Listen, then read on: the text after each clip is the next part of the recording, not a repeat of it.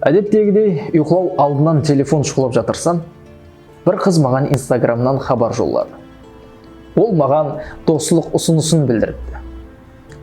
Қасымда келіншегім ұйқылап жатыр.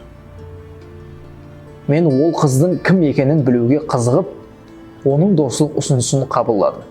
Һәм біз таныспыз ба деп хабар жолладым. Ол: мен сол баяғы сіздің үйленгеніңізді естідім.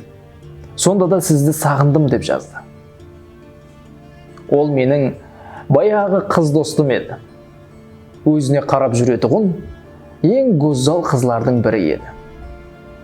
Мен аялымның анық ұйқылағанына сенім кәміл қылу үшін оған қарадым. Ол күн бойы үй жұмысларын істеп, шаршап, талығып, тастай ұйқылап отырған екен. Оған қарап ойланып қалдым. Қалай өзіне бөтен болған басқа бір үйде арқайын ұйқылап отырыпты. Ол шаңырағы менен 21 жыл жасады. Ол қапы болса, қайғыланса, оның дәртін тыңлайтұғын анасы қасында еді. Оның кеулі түссе, кеулін көтеретұғын інісі қасында еді. Бір нәрсеге мүтәжілік сезсе, қалеген нәрсесін алып беретұғын әкесі қасында еді. Осы қияллар миыме келді де, телефонды қолыма алып, Инстаграмға кірдім. Һәм баяғы қыз достымның үстіне блок түймесін бастым.